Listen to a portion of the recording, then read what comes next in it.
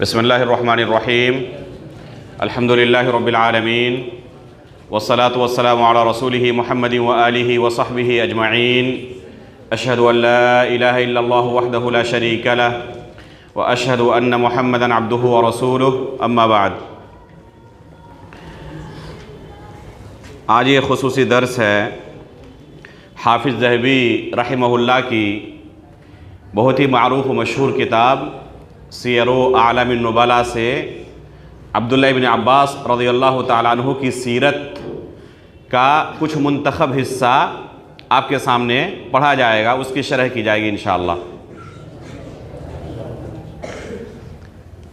अब्दुल्ला इब्न अब्बास रज़ियल्लाहु ताला अन्हु की सीरत इस किताब में सीयरो आलमिन नुबला में काफ़ी तवील है, 30-40 सफ़े पर तकरीबन वो फैला हुआ है। ये पूरा तर्जुमा तकरीबन 30-40 सफ़े पर फैला हुआ है।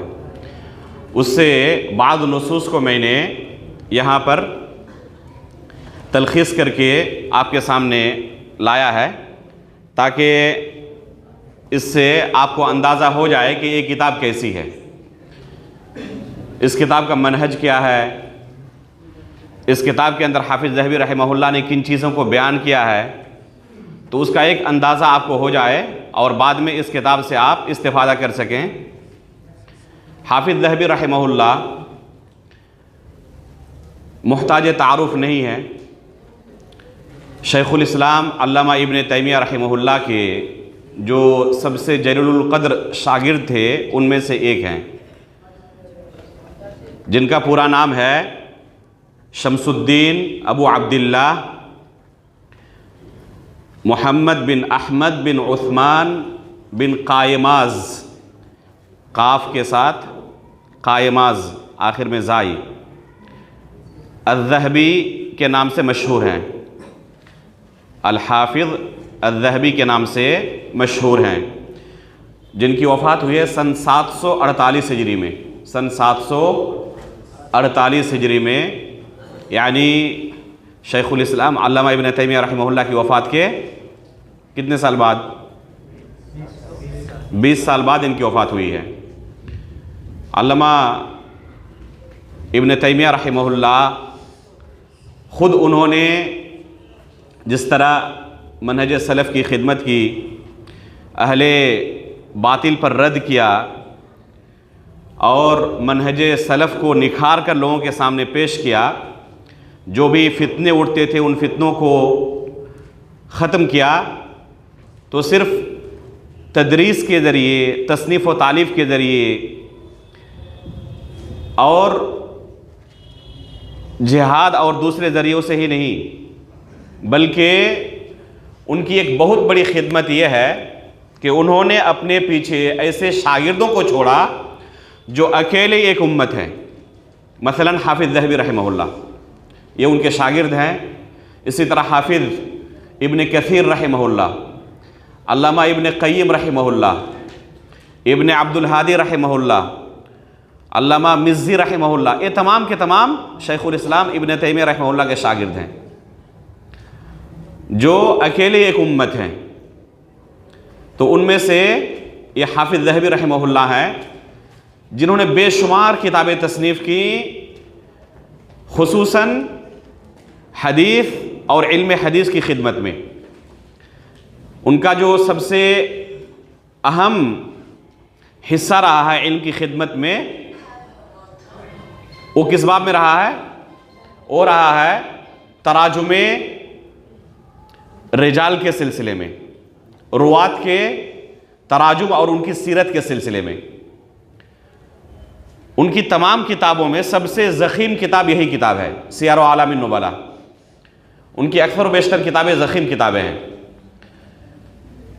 उनकी और एक किताब है इसी तर्ज पर, तारीख़ुल इस्लाम व वफ़यातुल मशाहिर वल आलाम, ये उनको दे दें उसको। तारीख़ुल इस्लाम व वफ़यातुल मशाहिर वल आलाम उनकी एक बहुत मशहूर किताब है। उसी तर्ज पर यह सीयरो आलमिन नुबला है, लेकिन तारीख़ुल इस्लाम को उन्होंने पहले लिखा था और कई साल बाद ये सीयरो आलमिन नुबला उन्होंने तसनीफ़ की। इसलिए इस किताब में बहुत सारे ऐसे इजाफात हैं जो आपको तारीख़ुल इस्लाम में नहीं मिलेंगे, इसलिए कि बाद की तसनीफ़ है। और जाहिर सी बात है कि इंसान जैसे उसकी उम्र बढ़ती जाती है, इल्म के अंदर पुख्तगी आती है, आखिरी उम्र की कोई तसनीफ़ हो और इब्तदाई उम्र की कोई तसनीफ़ हो तो दोनों में काफ़ी फ़र्क आपको नज़र आएगा। चुनांचे वो भी बशर ही थे, इसलिए आखिरी उम्र की जो तसनीफ़ है उसमें इत्क़ान नज़र आता है। और इब्तदाई तलब में जैसे कि उनकी किताब है अल-मुस्तदरक, इमाम हाकिम रहमहुल्लाह की जो किताब है, इसकी तलख़ीस का काम उन्होंने किया है और तलख़ीस के साथ हुक्म भी लगाया है। तो अल-मुस्तदरक इमाम हाकिम की जो किताब है बहुत ही ज़ख़ीम किताब है, बहुत ही ज़ख़ीम किताब है, हज़ारों हदीसें हैं और इन तमाम अहादीस पर उन्होंने सिर्फ चंद अय्याम में, 2 महीने से भी कम अरसे में, बाद उलमा कहते हैं सिर्फ 40 दिन के अंदर पूरी किताब की तलख़ीस कर डाली थी और साथ में अहादीस पर हुक्म भी लगा दिया था। और अभी ये इब्तदाई तलब का ज़माना था, अभी वो पढ़ना शुरू कर रहे थे, उस वक्त की ये हालत है। तो जाहिर सी बात है कि एक तो कम उम्री थी और दूसरी बात काफ़ी जल्दबाजी में किया गया काम था, इसलिए उस किताब में और उनकी दूसरी किताबों में आप मुआजना करें अगर, तो फ़र्क बिल्कुल वाज़ेह तौर पर नज़र आएगा। तो ये उनकी तकरीबन आखिरी ज़िंदगी की किताबों में से है, इसलिए इस किताब के अंदर इत्क़ान नज़र आता है। इस किताब की बेशुमार खुसूसियात हैं, तकरीबन 700 साल की तारीख़ को उन्होंने इस किताब के अंदर जमा कर दिया है।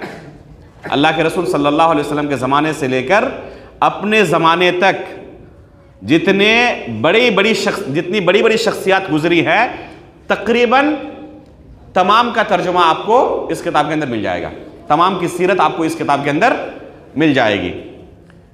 सिर्फ उस शख्सियत का अपने फील्ड में बहुत ही आली मकाम होना चाहिए। अगर वो बहुत ही आली मकाम पर फायज है तो सियर व आलामिन नुबला के अंदर आपको उनकी सीरत मिल जाएगी, चाहे वो अहले सुन्नत में से हो चाहे अहले बिदात में से हो। यहाँ तक कि कोई अगर इल्म के बाब में बहुत मशहूर नहीं है, किसी दूसरे फील्ड में वो मशहूर है, तो उनका भी तर्जुमा उन्होंने इस किताब के अंदर जिक्र किया है। हदीस और कुरान की खिदमत में जो मशहूर हुए उनका तो तर्जुमा मिलेगा ही आपको, लेकिन जो अहले बिदात थे उनका भी तर्जुमा आपको इस किताब के अंदर मिल जाएगा। तरीक़ा क्या होता है उनका?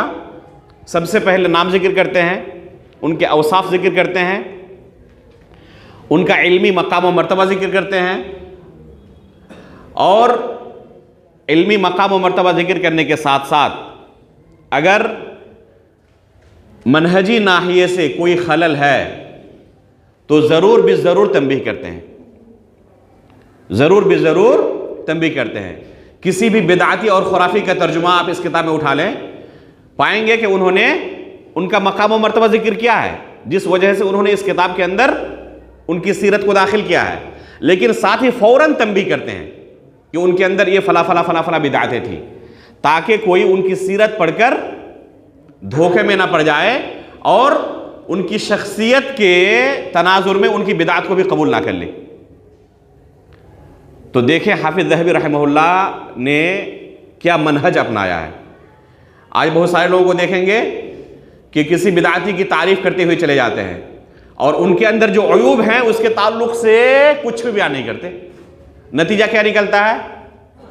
लोगों के दिलों के अंदर उनकी मोहब्बत बैठ जाती है और फिर उनकी बिदातें भी उनके अंदर सरायत कर जाती हैं। तो हाफिज़ ज़हबी रहमहुल्लाह ने यह तरीक़ा नहीं अपनाया, बल्कि अहले बिदात की भी सीरत बयान करते वक्त उनकी बिदातों पर खुसूसी तंबीह की।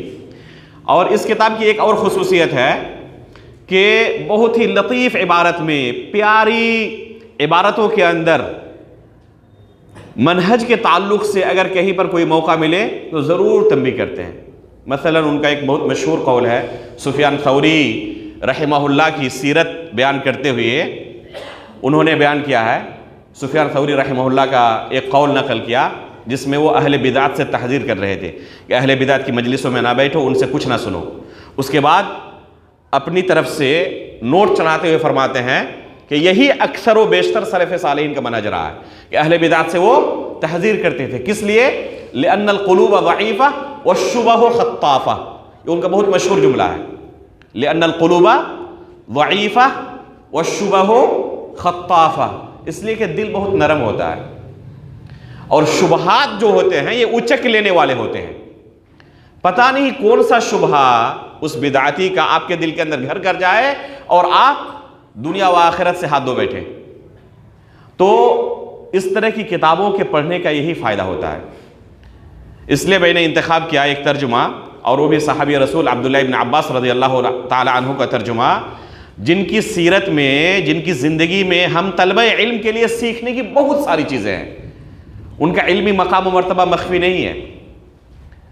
उनके बारे में उमर फारूक रज़ियल्लाहु ताला अन्हु कहा करते थे कि आपका इल्म हमसे कहीं बड़ा है, आप हमसे बड़े आलिम हैं। ये कौन कहते थे? खलीफा सानी उमर फारूक रज़ियल्लाहु ताला अन्हु। और उमर फारूक रज़ियल्लाहु ताला अन्हु का इस उम्मत में क्या मकाम व मर्तबा है, ये मुहताज बयान नहीं है। जिनके बारे में अल्लाह के रसूल सल्लल्लाहु अलैहि वसल्लम ने क्या फरमाया? लौ काना बादी नबिय्यन, लौ काना बादी नबी लकाना उमर, अगर मेरे बाद कोई नबी होते तो उमर रज़ियल्लाहु ताला अन्हु होते। किसी मसले के अंदर इख्तलाफ होता, उमर फारूक रज़ियल्लाहु ताला अन्हु कोई राय देते, अल्लाह रब्बुल आलमीन की तरफ से कुरान की आयतें नाज़िल होती उमर फारूक रज़ियल्लाहु ताला अन्हु की मुवाफ़क़त में। ये था उमर फारूक रज़ियल्लाहु ताला अन्हु का मकाम मर्तबा। और वो खुद क्या कहते थे इब्न अब्बास रज़ियल्लाहु ताला अन्हु को कि इल्म व फज़ल के अंदर आपका मकाम हमसे भी बड़ा है।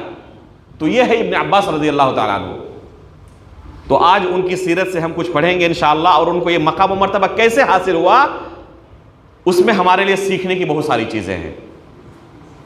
इल्म हासिल करने का यही तरीका है जो हमारे सलफ़ सालिहीन का था, सहाबा इकराम, ताबईन और तबे ताबईन का था। कोई दूसरा तरीका अगर कोई इख्तियार करे तो ये तरीका काबिल कबूल नहीं है। हमारे यहाँ ये कश्फ व करामात जो सूफिया के यहाँ और दूसरे लोगों के यहाँ बातिल करामात होते हैं, उन चीज़ों का तस्वुर नहीं है। अल इल्म बित्तअल्लुम, ये इल्म सीखने से हासिल होता है। एक लंबी मुद्दत तक मेहनत करने के बाद ये इल्म हासिल होता है। ये दूसरे लोगों के यहाँ है कि रात को जाहिल सोया था, सुबह बेदार हुआ तो अल्लामा बनकर बेदार हुआ। ये हमारे यहाँ नहीं होता है कि नींद की हालत में पूरा इल्म उसके अंदर समा गया। ये हमारे यहाँ तस्वुर नहीं है। हमारे यहाँ आलिम बनने के लिए पढ़ना पड़ता है, उलमा के पास जाके मेहनत करनी पड़ती है, बैठना पड़ता है, एक लंबी मुद्दत तक सब्र करना पड़ता है, उसके बाद थोड़ा सा इल्म हासिल होता है। तो इब्न अब्बास रज़ियल्लाहु ताला अन्हु की सीरत में अभी हम पढ़ेंगे कि कैसे उन्होंने ये मकाम व मर्तबा इल्म के अंदर हासिल किया। यहाँ तक कि उमर फारूक रज़ियल्लाहु ताला अन्हु जैसे अबकरी कहते थे कि आपका इल्म हमसे भी बड़ा है, तो कैसे उन्होंने ये मकाम व मर्तबा हासिल किया इंशाअल्लाह आज हम पढ़ेंगे। हाफिज़ ज़हबी रहमहुल्लाह ने इन तमाम चीज़ों पर खुसूसी तरकीज़ की है और बयान किया है। इसलिए मैंने बेहतर समझा कि इब्न अब्बास रज़ियल्लाहु ताला अन्हु की सीरत को आपके सामने इस किताब से पढ़ा जाए ताकि इससे हम कुछ सीख सकें। कोई पढ़े? ये किताब बहुत ज़ख़ीम किताब है, 25 जिल्दों के अंदर एक किताब मुअस्ससतुर रिसाला बैरूत लिबनान से छपी हुई है। और शुएब अर्नऊद और डॉक्टर बशार अव्वद मारूफ की तहकीक से, बल्कि ये इशराफ का काम करते थे और बहुत बड़ी टीम थी उलमा की जो तहकीक का काम करते थे। और शेख शुएब अर्नऊद और डॉक्टर बशार अव्वद मारूफ ये दोनों इशराफ का काम करते थे। और इस तरह कुल कितनी जिल्दों में? 25 जिल्दों में ये किताब शाई हुई है। 25 जिल्दों में ये किताब शाई हुई है। उनमें से आखिरी 2 जिल्दें 24 नंबर और 25 नंबर सिर्फ फहरिस्त है। 2 जिल्दों में सिर्फ फहरिस्त, और 23 जिल्दें कुल असल किताब है। तो बहुत ज़ख़ीम किताब है और बहुत ही प्यारी किताब है। हमारे बाद असातिज़ा मदीना तैयबा के अंदर कहते थे कि पढ़ते पढ़ते जब हम थक जाते हैं तो उस वक्त सियार आलम नुबला उठाते हैं जायका बदलने के लिए, और इसे पढ़ने के बाद फिर नशात आ जाता है, फिर हम पढ़ना शुरू कर देते हैं। तो ये चटनी की तरह है, जायका बदलने वाली किताब है। अभी पढ़ेंगे तो आपको एहसास होगा कि कितनी प्यारी किताब है। उसके अंदर दाखिल हो जाएं तो आपको ऐसा महसूस होगा कि पढ़ते ही चले आए, पढ़ते ही चले आए। दिल उकताएगा ही नहीं। इतनी प्यारी सीरत को उन्होंने जमा कर दिया है, तकरीबन हर सीरत के अंदर, हर तर्जुमे के अंदर। इमाम बुखारी रहमहुल्लाह का तर्जुमा पढ़े इस किताब के अंदर, दिल खुश हो जाएगा। सुफियान थौरी रहमहुल्लाह का, अब्दुल्लाह इब्न मुबारक रहमहुल्लाह का, इब्न अब्बास रज़ियल्लाहु अन्हु का भी हम पढ़ेंगे इंशाअल्लाह। तो जो बड़ी बड़ी शख्सियात हैं अहले सुन्नत वल जमात के अइम्मा किराम गुजरे हैं, उनकी सीरत पढ़ें तो ऐसा महसूस होगा कि इस किताब के अंदर दाखिल हो गए तब छोड़ने का मन नहीं कर रहा है। रातों रात गुजर जाएगी लेकिन इस किताब को छोड़ने का मन नहीं करेगा, इतनी प्यारी किताब है। तो इंशाअल्लाह उम्मीद करता हूँ कि आपको एक मनहज मिल जाएगी इस किताब से कैसे इस्तेफादा किया जाए, और इंशाअल्लाह आप लोग इस किताब को पढ़ेंगे इंशाअल्लाह और इससे फ़ायदा उठाएंगे बराह रास्त। कौन पढ़ेगा? पढ़ेंगे आप? पढ़ें।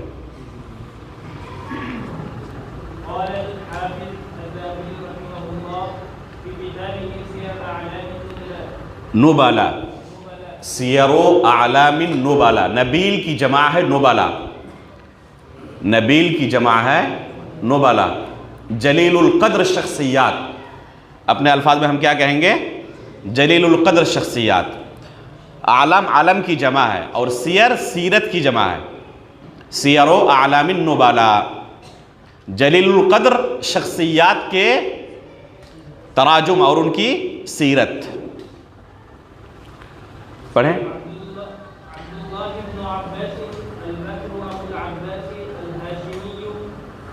उसके बाद आइन का रमज है, देख रहे हैं किताब के अंदर इसी तरह पाएंगे। सबसे पहले उन्वान कायम करते हैं इस तरह, अब्दुल्ला इब्ने अब्बास अल बहर। बहर का क्या माना? समुंदर। ये कौन सा समुंदर था जी? इल्म का समुंदर था। अभी हम पढ़ेंगे कि किसने ये लक़ब उन्हें अता किया था, अभी आ गया सामने। ये लक़ब है अब्दुल्ला इब्न अब्बास रज़ियल्लाहु तआला अन्हु का। अल बहर, अल हब्र कहते थे उनको, अल बहर कहते थे और अल हब्र भी कहते थे। तो अल बहर यहाँ पर लक़ब के अंदर उनके नाम के तारुफ के अंदर हाफिज़ ज़हबी रहमहुल्लाह ने ये लफ्ज़ ज़िक्र किया है। अबुल अब्बास, उनके वालिद का नाम भी क्या था? अब्बास, और उनके लड़के का नाम भी अब्बास था, और उनकी यही कुन्नियत थी, अबुल अब्बास, उनकी यही कुन्नियत थी। ये यहाँ हमारे यहाँ ये मायूब माना जाता है कि अपने बच्चे का नाम वालिद के नाम पे कैसे रखें। अब्दुल्लाह इब्न अब्बास रज़ियल्लाहु तआला उन्होंने अपने एक बेटे का नाम अपने वालिद के नाम पर अब्बास रखा, और उसी से उनकी कुन्नियत अबुल अब्बास है। और उनकी वालिदा का नाम अभी हम पढ़ेंगे लुबाबा, उनकी वालिदा का नाम लुबाबा, और उनकी एक बेटी का नाम भी लुबाबा है, उनकी एक बेटी का नाम भी लुबाबा है। तो अपने वालिद और वालिदा के नाम पर अपने बच्चों का उन्होंने नाम रखा था। पढ़ें।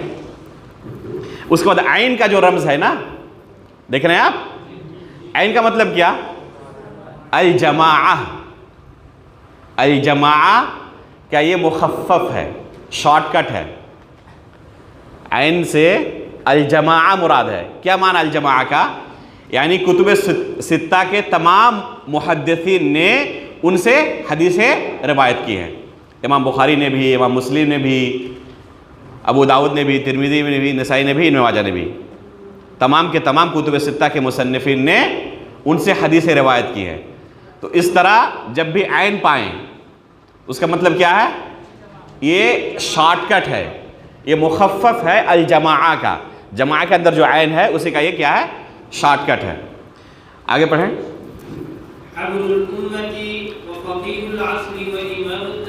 हब्रुल उम्मह व फ़क़ीहुल अस्री व इमामुत तफ़सीर। देख रहे हैं उनका मकाम व मर्तबा जिक्र करते हैं। पहले उन्वान के तौर पर उनका नाम जिक्र करते हैं, उनका लक़ब जिक्र करते हैं, और फ़ौरन उनका इल्मी मकाम व मर्तबा जिक्र करते हैं कि ये किस मकाम व मर्तबा पर फाइज थे। तो हब्रुल उम्मह, हब्र यानी इत्तख़ज़ू अहबारहुम व रुहबानहुम, पढ़ा ना कुरान में?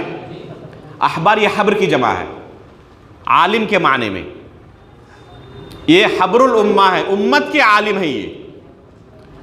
ये इस उम्मत के सबसे बड़े उलमा में शुमार होते हैं। ये उम्मत के आलिम है, हब्रुल उम्मा उनका लक़ब है। इसी वजह से उनको क्या कहते थे? अल हब्रुल बहर, अल हब्र अल बहर कहते थे। व फ़क़ीहुल अस्र, अपने ज़माने के फ़क़ीह थे। बल्कि बाज़ ताबीन बयान करते थे कि सहाबा किराम के साथ किसी मसले में इख्तलाफ होता एक तरफ सहाबा की पूरी जमात होती और सब इब्ने अब्बास से मुखालिफ राय रखते, उनके साथ मुनाजरा करते, आखिर में तमाम लोग उन्हीं के कौल पर इत्तेफाक करते हुए मजलिस खत्म करते। किसी फिक़ही मसले में अगर इख्तलाफ होता, तमाम के तमाम इनके मुखालिफ होते शुरू में, उनके साथ मुनाकशा करते करते करते करते आखिर में क्या नतीजा निकलता, सब के सब इब्ने अब्बास रज़ियल्लाहु ताला अन्हु के कौल पर मुत्तफ़िक़ हो जाते। ये था उनका इल्मी मकाम व मर्तबा, फ़क़ीहुल असर थे। आगे क्या, इमामुत तफ़सीर और तफसीर के इमाम हैं। इस उम्मत के अंदर सबसे बड़े मुफस्सिर, इस उम्मत के अंदर इमामुल मुफस्सिरीन है, वो सबसे बड़े मुफस्सिर है वो। ये इल्मी मकाम व मर्तबा अल्लाह के रसूल सल्लल्लाहु अलैहि वसल्लम की दुआ की वजह से उनको हासिल हुआ था। अभी हम पढ़ेंगे कि अल्लाह के रसूल सल्लल्लाहु अलैहि वसल्लम ने उनके लिए खुसूसी दुआ की थी कि अल्लाह उन्हें कुरान की तफसीर का इल्म अता कर। अल्लाह के रसूल की दुआ की बरकत थी कि इस उम्मत के सबसे बड़े मुफस्सिर हुए। और अल्लाह के रसूल की दुआ कैसे मिली उनको, और इस तरह कैसे हम आगे बढ़ सकते हैं तलब इल्म के मैदान में, अभी हम इंशाअल्लाह पढ़ेंगे कि कैसे उनको ये मकाम मिला और कैसे अल्लाह के रसूल की दुआ उनको हासिल हुई। आगे बढ़ें। ये उनकी कुन्नियत है, अबुल अब्बास ये उनकी कुन्नियत है, ये उनका नाम है, अब्दुल्ला उनका नाम है। अब उनके वालिद का मकाम बयान कर रहे हैं। ये किनके लड़के हैं? अल्लाह के रसूल के चचा के लड़के हैं, इब्नु अम्मी रसूलिल्लाह सल्लल्लाहु अलैहि वसल्लम। ये घराना सबसे शरीफ और सबसे मुअज़्ज़ज़ घराना, अल्लाह के रसूल सल्लल्लाहु अलैहि वसल्लम का घराना, अहले बैत में से हैं। इब्नु अम्मी रसूलिल्लाह सल्लल्लाहु अलैहि वसल्लम, अल्लाह के रसूल सल्लल्लाहु अलैहि वसल्लम के चचा के फर्जंद हैं। अल अब्बास,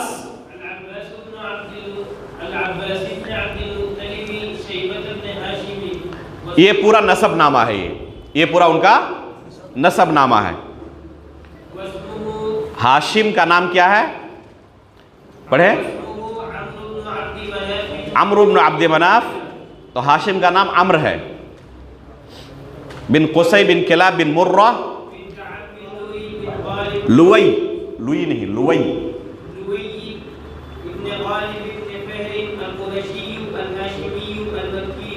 ये कुरैशी हैं, बनु हाशिम से ताल्लुक़ रखते हैं, मक्की हैं, अल अमीर और अमीर भी हैं। अल्लाह रब्बुल आलमीन उनको इमारत भी अता की थी। ये है इब्ने अब्बास रज़ियल्लाहु ताला अन्हु का नसब नामा।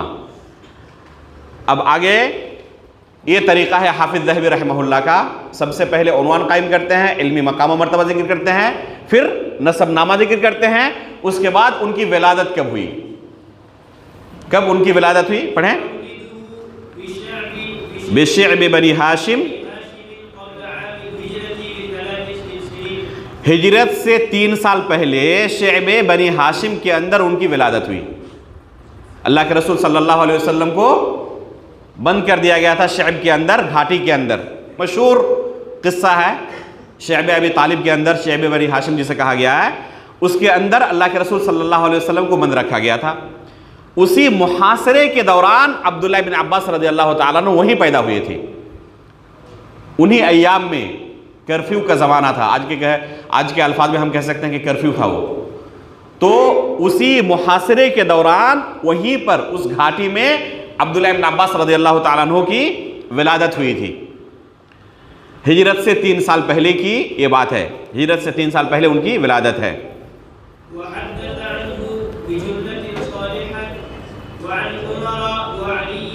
साहिबन नबी सल्लल्लाहु अलैहि वसल्लम, ये जुमला नहीं है, साहिबन नबी सल्लल्लाहु अलैहि वसल्लम,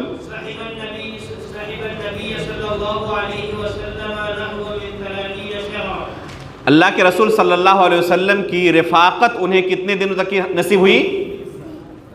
30 साल या महीना? महीना, यानी कितने साल हुए? 2.5 साल। 2.5 साल की रिफाकत अल्लाह के रसूल सल्लल्लाहु अलैहि वसल्लम की उन्हें नसीब हुई। और इसी 2.5 साल के अंदर उन्होंने इल्म का कितना मकाम व मर्तबा तय किया? अल्लाह अकबर। इस उम्मत के सबसे बड़े आलिम, सिर्फ 2.5 साल की मुद्दत अल्लाह के रसूल के पास जाकर उन्होंने इल्म हासिल किया और इस मकाम व मर्तबे पर फाइज हुए। इसलिए अगर कोशिश करे कोई और वो तरीक़ा इख्तियार करे जो हमारे असलाफ़ ने इख्तियार किया था, सहाबा और ताबईन ने इख्तियार किया था, तो कलील मुद्दत के अंदर भी आप इस मकाम व मर्तबे पर फाइज हो सकते हैं। लेकिन ज़रूरत है कि उनके मनहज पर चलने की ज़रूरत है हमें। उनके मनहज पर अगर चलेंगे उस तरह जिस तरह उन्होंने इल्म हासिल करने का रास्ता इख्तियार किया था, तो इस कलील मुद्दत के अंदर भी अल्लाह रब्बुल आलमीन ऐसी बरकत देगा कि इस मकाम पर आप फाइज हो जाएंगे, अपने ज़माने के सबसे बड़े आलिम बन सकते हैं आप। लेकिन आलिम होने का मतलब क्या है? शोहरत नहीं। अभी पढ़ेंगे कि आलिम होने का हकीकत में मतलब क्या होता है। पढ़ें। अल्लाह के रसूल सल्लल्लाहु अलैहि वसल्लम से मुतअद्दिद बेशुमार हदीसें उन्होंने रिवायत की। सिर्फ अल्लाह के रसूल से हदीसें रिवायत नहीं की, बल्कि बहुत सारे किबार सहाबा किराम से उन्होंने हदीसें रिवायत की हैं। जैसे उमर फारूक रज़ी अल्लाह तआला अन्हु से, अली बिन अबी तालिब रज़ी अल्लाह तआला अन्हु से, मुआद बिन जबल अपने वालिद अब्बास से, Abdur Rahman bin Auf, Abu Sufyan, Sakhr bin Harb, इसी तरह अबू दर ग़िफ़ारी, उबई बिन कअब, ज़ैद बिन साबित, और इसी तरह की एक लंबी जमात है सहाबा किराम की जिनसे उन्होंने इल्म हासिल किया है। उनके पास जाकर उन्होंने इल्म हासिल किया एक ज़माने तक, और तब उन्हें यह मकाम मिला। ये कौन है? सबसे बड़े उम्मत के आलिम शुमार किए जाते हैं। इल्म हासिल करने के लिए क्या तरीका इख्तियार किया? उलमा के पास जाकर इल्म हासिल करना है। इन तमाम सहाबा इकराम के चौखट पर जाते और इल्म हासिल करते। और आज लोग क्या समझते हैं? इंटरनेट खोलेंगे, एक क्लिक करेंगे, वहाँ से हमें पूरा इल्म मिल जाएगा। कोई मुतरजम किताब उर्दू में, अंग्रेज़ी में, हिंदी में और किसी दूसरी ज़बान में उठाएंगे, उसी से ज़ाती मुताला करके हम आलिम बन जाएंगे। इस तरह इल्म हासिल होता है। ये तरीका है हमारे सलफ़ का। तसव्वुर नहीं था सलफ़ सालिहीन के ज़माने में कि इस तरीके से कोई आलिम बन सकता है, वरना तो ये तो आसान तरीका था। लेकिन इससे कोई आलिम बन नहीं सकता। वह खल्कुन सिवाहुम, इनके अलावा जिनका नाम जिक्र किया गया, एक लंबी जमात है सहाबा इकराम की जिनसे जाकर उन्होंने इल्म हासिल किया था, तब उन्हें ये मकाम मर्तबा मिला था। उसके बाद पढ़ें। वक़रा अला उबई व ज़ैदिन। क़राअ का मतलब यहाँ पे क्या है? कौन सी चीज़ पढ़ी जाकर? अभी तो ऊपर बयान हुआ कि इतने सहाबा इकराम से उन्होंने जाकर इल्म हासिल किया और उनसे रिवायत की। जी, जज़ाकल्लाहु खैरा। ये इल्मुल कुरान है, कुरान पढ़ना सीखा, यहाँ से इब्तिदा होती है। आप आलिम बनना चाहते तो सबसे पहले कुरान सुधारे, जाके किसी उस्ताद के पास बैठें और पहले कुरान पढ़ना सीखें। आज क्या हालत होती है? इंटरनेशनल मुकर्रिर हैं, एक मुल्क से दूसरे मुल्क तक सफ़र करके जाते हैं कॉन्फ्रेंसों में, और कुरान पढ़ना नहीं आता, कुरान तक पढ़ना नहीं आता, ज़बर ज़ेर के दरमियान फ़र्क नहीं कर पाते। और सबसे बड़े खतीब हैं, सबसे बड़े मुकर्रिर हैं, और सबसे बड़े क्या हैं? मुफक्किर हैं। होता है नहीं होता? और उनकी इल्मी लियाकत कितनी है? कुरान तक अभी पढ़ना नहीं सीखा है, कुरान पढ़ नहीं पाते, ज़बर ज़ेर के दरमियान फ़र्क नहीं कर पाते। मुश्किल, काफ़ी परेशानी होती है ज़बर ज़ेर के दरमियान फ़र्क करने में। और मौसूफ़ क्या है? इंटरनेशनल स्पीकर है। तो ऐसा तरीक़ा सलफ़ सालिहीन का नहीं था। सबसे पहले जाकर कुरान सीखते थे। उबई बिन कअब रज़ी अल्लाह तआला अन्हु, उनके पास जाकर उन्होंने सबसे पहले कुरान पढ़ना सीखा। उबई बिन कअब कौन है? जिनके पास अल्लाह के रसूल खुद गए थे और जाकर कहा कि उबई, मैं आपके ऊपर कुरान पढ़ना चाहता हूँ, आपको कुरान सुनाना चाहता हूँ। अल्लाह रब्बुल आलमीन ने मुझे कहा है कि मैं आपको जाकर कुरान सुनाऊँ। अल्लाहु अकबर। ये था उबई बिन कअब रज़ी अल्लाह तआला अन्हु का मकाम कुरान के अंदर। अल्लाह के रसूल खुद उनके पास जाकर क्या कह रहे हैं कि उबई, अल्लाह की तरफ से मुझे हुक्म दिया गया है, कहा गया है कि मैं आपके पास जाकर कुरान आपको सुनाऊँ। तो उन्होंने कहा, उबई बिन कअब रज़ी अल्लाह तआला अन्हु ने, कि अल्लाह ताला ने मेरा नाम लेकर कहा है, या ऐसे ही कहा कि किसी साहबी के पास जाकर आप सुनाएं? तो अल्लाह के रसूल ने कहा, नहीं, आपका नाम लेकर कहा है अल्लाह ताला ने। अल्लाहु अकबर। अल्लाह रब्बुल आलमीन उनका नाम लेकर कहते थे कि उबई के पास आप जाएं और कुरान सुनाएं। ज़ारों कतार रोने लगे। ये मकाम अल्लाह ताला ने उनको दिया था। अब्दुल्लाह बिन अब्बास रज़ी अल्लाह ताला उनके पास गए थे और कुरान पढ़ना सीखा था उनके पास जाकर। दूसरे कौन है? ज़ैद बिन साबित रज़ी अल्लाह ताला अन्हु। ये ज़ैद बिन साबित कौन है? इनका मकाम क्या था कुरान के अंदर? जब अबू बकर सिद्दीक़ रज़ी अल्लाह तआला अन्हु के ज़माने में कुरान को जमा किया गया एक मुसहफ़ के अंदर, तो एक कमेटी तश्कील दी गई जो ये काम करेंगे कुरान को एक मुसहफ़ के अंदर जमा करने का। उस कमेटी के सरबराह कौन थे? ये ज़ैद बिन साबित रज़ी अल्लाह तआला अन्हु थे। ये था मकाम ज़ैद बिन साबित रज़ी अल्लाह तआला अन्हु का कुरान के ताल्लुक़ से। और ये मकाम ऐसे ही हासिल हो गया था। अल्लाह के रसूल सल्लल्लाहु अलैहि वसल्लम जिब्रील अमीन के साथ रमज़ान महीने में कुरान का मुराजा करते, सही बुखारी के जैसे की रिवायत है। और ज़ैद बिन साबित अल्लाह के रसूल के साथ होते जब अल्लाह के रसूल जिब्रील अमीन अलैहिस्सलातु वस्सलाम के साथ कुरान का मुराजा करते। इस वजह से उनको ये मकाम अबू बकर सिद्दीक़ रज़ियल्लाहु ताला अन्हु को दिया कि आप इस कमेटी के सरबराह रहेंगे, हेड रहेंगे, सदर रहेंगे। तो ऐसे ही मकाम नहीं मिलता है, उन्होंने इसके लिए कुर्बानी दी है, मेहनत की है, इल्म हासिल किया है। तो अब्दुल्लाह बिन अब्बास रज़ियल्लाहु ताला अन्हु को ये मकाम ऐसे ही नहीं मिला था। जो सबसे बड़े उस्ताद थे, कुरान के सबसे माहिरीन थे, उनके पास जाकर उन्होंने कुरान पढ़ना सीखा। तो जाहिर सी बात है कि असातिज़ा के पास, वो भी जो माहिर असातिज़ा हो, रासिख़ फिल इल्म हो, उनके पास जाकर पढ़ना पड़ता है, तब इल्म हासिल होता है। उसके बाद क्या हुआ?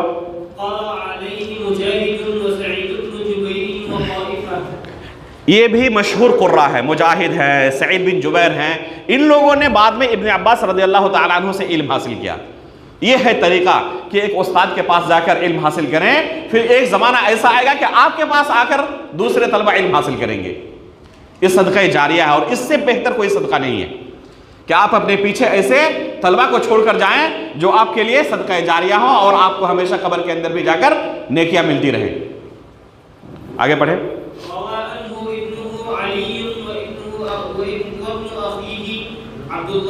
ये तरीका है हाफिज ज़हबी रहमहुल्लाह का कि किन मशाइख से उन्होंने इल्म हासिल किया है, उनके मशाइख का सबसे पहले तर्जुमा करते हैं।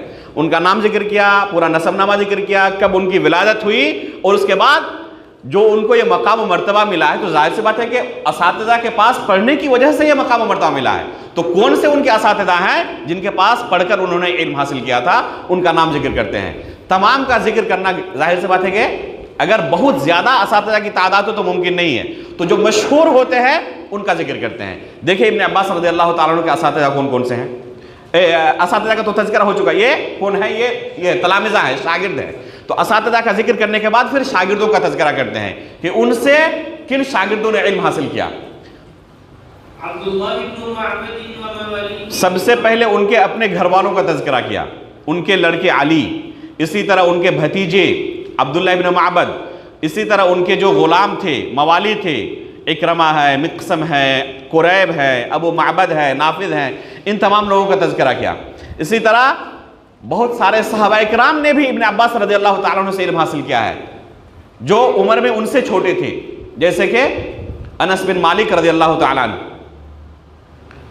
या उम्र में उनके तकरीबन बराबर भी थे, लेकिन उनकी उम्र काफ़ी ज़्यादा लंबी हुई अल्लाह रब्बुल आलमीन ने, जैसे कि अनस बिन मालिक रज़ियल्लाहु ताला अन्हु को लंबी उम्र दी थी। तो ये अब्दुल्लाह बिन अब्बास रज़ियल्लाहु ताला अन्हु से भी हदीस रिवायत करते थे। अनस बिन मालिक है, इसी तरह अबू अत्तुफैल है, आमिर बिन वासिला, ये सहाबाए किराम में सबसे आखिर में वफ़ात पाने वाले सहाबी हैं। सहाबाए किराम में सबसे आखिर में जिनकी वफ़ात हुई थी वो यही सहाबी थे, अबू तुफैल आमिर बिन वासिला। अबू तुफैल आमिर बिन वासिला, आमिर का नाम मैंने दो सहाबाए किराम को सामने रखते हुए रखा था। एक अबू तुफैल आमिर बिन वासिला जो आखिरी सहाबी वफ़ात के एतबार से, और दूसरे अबू उबैदा इब्नुल जर्राह जिनका असल नाम क्या है? आमिर, जिनका असल नाम आमिर है।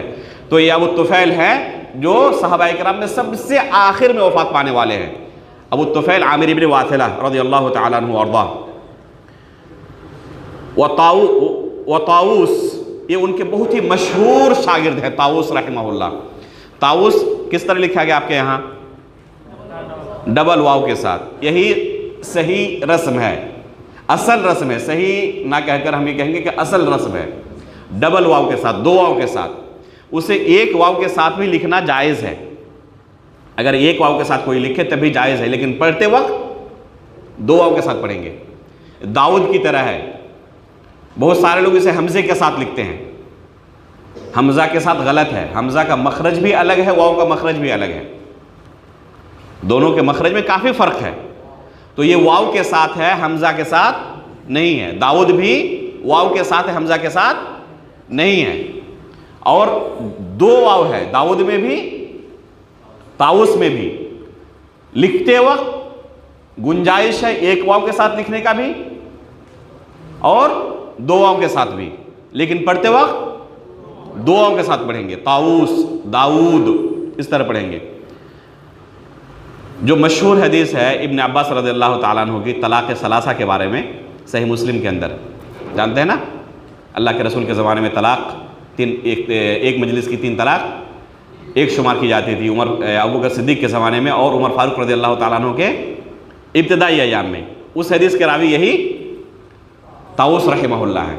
उस हदीस के रावी इब्न अब्बास रज़ियल्लाहु ताला से रिवायत करने वाले यही ताऊस रहमहुल्लाह है। और बहुत ज़्यादा इन पर इख्तलाफ हुआ है कि ताऊस रहमहुल्लाह ने किस तरीके से इस हदीस को रिवायत किया है। तो ये है ताऊस रहमहुल्लाह, बहुत ही जलीलुल क़द्र शागिर्द इब्न अब्बास रज़ियल्लाहु ताला अन्हु के। बल्कि बहुत सारे उलमा ने ये कहा है कि अगर इख्तलाफ हो जाए इब्न अब्बास के शागिर्दों में तो ताऊस को सब पर फौक़ियत हासिल होगी। ये हैं ताऊस। और आगे बढ़ें, सईद इब्न जुबैर, अल्लाहु अकबर, क्या आलिम दीन थे सईद इब्न जुबैर रहमहुल्लाह। मुजाहिद इब्न जब्र, ये अपनी जगह पर एक उम्मत थी। ये तमाम के तमाम ताबईन सबसे बड़े उलमा में शुमार होते थे ताबईन के ज़माने में।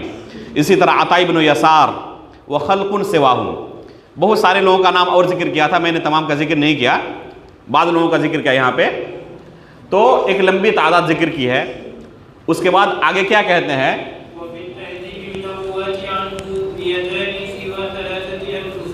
तहजीब के अंदर, तहजीब में कौन सी किताब है जी, तहजीबुल कमाल, तहजीबुल कमाल हाफिज मिज़्ज़ी रहमहुल्लाह की। अभी मैंने थोड़ी देर पहले जिक्र किया था इब्न तैमिया रहमहुल्लाह के शागिर्दों में कौन है, एक मिज़्ज़ी रहमहुल्लाह है जो बहुत बड़े मुहद्दिस थे। उनकी किताब है तहजीबुल कमाल फ़ी अस्माइर रिजाल, बहुत ही मशहूर किताब। इल्म हदीस के अंदर अगर कोई काम करना चाहता है तो इस किताब से कभी बेनियाज नहीं हो सकता, तहजीबुल कमाल से। बहुत ही अजीम किताब। इस किताब की बहुत ज़्यादा खिदमत हुई है और इस किताब की खिदमत करने वालों में हाफिज़ ज़हबी रहमहुल्लाह है। 2 किताबों के अंदर हाफिज़ ज़हबी रहमहुल्लाह ने तहजीबुल कमाल की खिदमत की है। एक है तज़हीब व तहजीबिल कमाल, तज़हीब ताके बाद जाल पहले, तज़हीब व तहजीबिल कमाल। और दूसरी किताब है अल-काशिफ, दूसरी किताब है अल-काशिफ। अल-काशिफ बहुत मुख्तसर है, अल-काशिफ छपी हुई है। तो तहजीब के अंदर यानी तहजीबुल कमाल में मिज़्ज़ी रहमहुल्लाह ने 197 शागिर्दों का तज़किरा किया है। इब्न अब्बास रज़ियल्लाहु ताला अन्हु के कितने शागिर्दों का, 197 शागिर्दों का तज़किरा किया है। आगे बढ़े,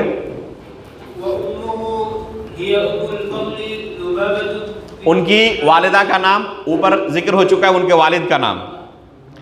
अब फिर उनके ख़ानदान की तरफ लौटते हैं मुसन्निफ़ और उनकी वालिदा के बारे में तज़किरा करते हैं, उनकी औलाद के बारे में, भाइयों के बारे में तज़किरा करते हैं। तो फरमाते हैं कि उनकी वालिदा का नाम उम्मुल फ़ज़ल था।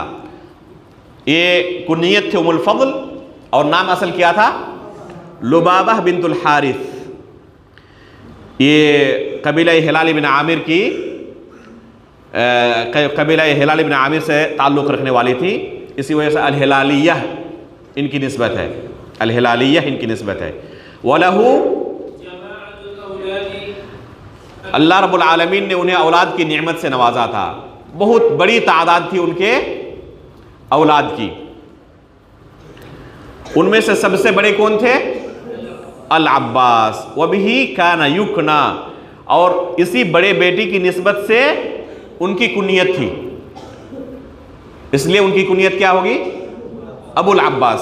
अबुल अब्बास अब्दुल्लाह इब्नुल अब्बास, उनके वालिद का नाम भी अब्बास, उनके बड़े बेटे का नाम भी अब्बास। व अलीयुन व अबुल खुलफा व हुवा असगरुहुम, व अलीयुन अबुल खुलफा, और सबसे छोटे बेटे का नाम क्या था, अली। वल फضलु व मुहम्मदुन व उबैदुल्लाह व लुबाबा व अस्मा। देखें उनकी बेटियों में लुबाबा है और उनकी माँ का नाम भी अभी गुजरा क्या है, लुबाबा है। तो वालिद के नाम पर और वालिदा के नाम पर अपने बच्चों का भी नाम उन्होंने रखा था। आगे बढ़े,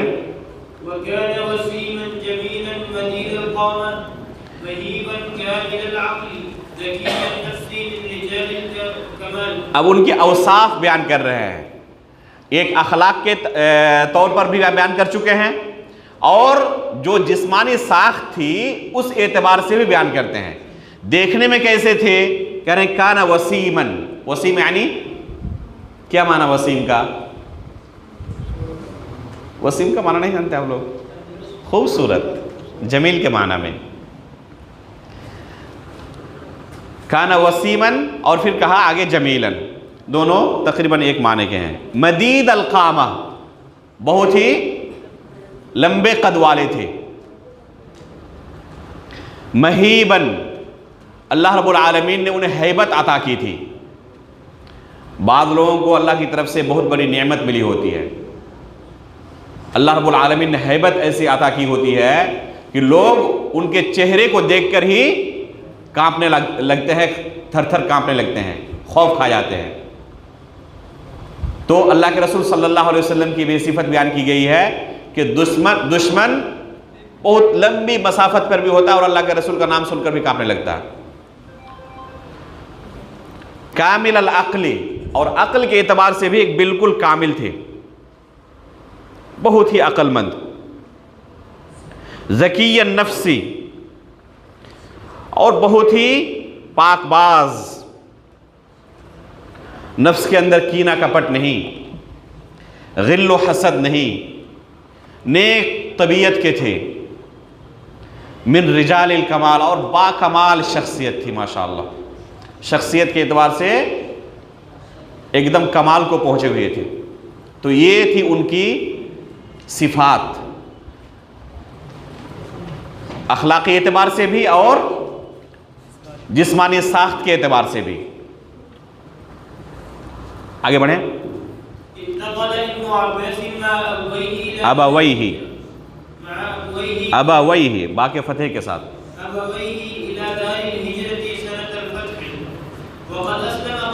फतेह मक्का के साल अपने वालिदैन के साथ उन्होंने हिजरत की। अल्लाह के रसूल के साथ हिजरत नहीं की थी, हिजरत के मौके पर। कब हिजरत की? फतेह मक्का के साल। और फतेह मक्का कब हुआ है? 8 हिजरी में।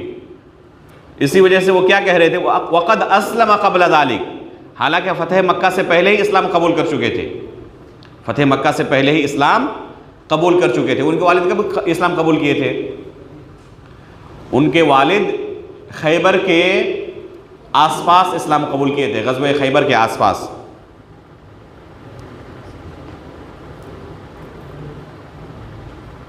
फतेह खैबर से पहले ही इस्लाम कबूल कर चुके थे अब्बास रज़ियल्लाहु ताला अन्हु, उनके वालिद। लेकिन वो अपने इस्लाम को छुपाते थे, जाहिर नहीं करते थे। कब जाहिर किया? फतेह मक्का के मौके पर जाहिर किया। फतेह मक्का के मौके पर उन्होंने अपने इस्लाम को जाहिर किया, लेकिन उससे काफ़ी पहले इस्लाम कबूल कर चुके थे। और अब्दुल्लाह इब्न अब्बास रज़ियल्लाहु ताला अन्हु ने कब इस्लाम क्या कबूल किया? फतेह मक्का से पहले ही वो भी इस्लाम कबूल कर चुके थे। फ़इन्नहु सह्ह अन्हु अन्नहु क़ाल कुन्तु अना व उम्मी मिनल मुस्तज़अफ़ीन, अना मिनल विल्दान व उम्मी मिनन निसा वल मुस्तज़अफ़ीन मिनर रिजाल वन निसा वल विल्दान, कहा ना। तो कहते थे कि मैं मुस्तज़अफ़ीन में से हूँ। किस तरह? इसलिए कि मैं छोटा बच्चा था और मेरी माँ वो भी मुस्तज़अफ़ीन में से, क्योंकि वो ख़वातीन में से हैं।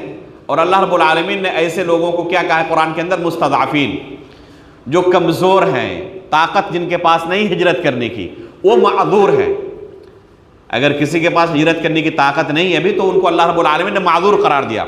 तो अपने आप को माज़ूर शुमार करते थे कि मैं छोटा बच्चा था और मेरी माँ ख़वातीन में से थी, इसलिए हमारा तज़किरा गोया कि अल्लाह रब्बुल आलमीन ने किया है कि हम माज़ूर थे और बहुत बाद में हमने हिजरत की। चुनांचे फतेह मक्का के मौके पर उन्होंने हिजरत की थी। पढ़ें।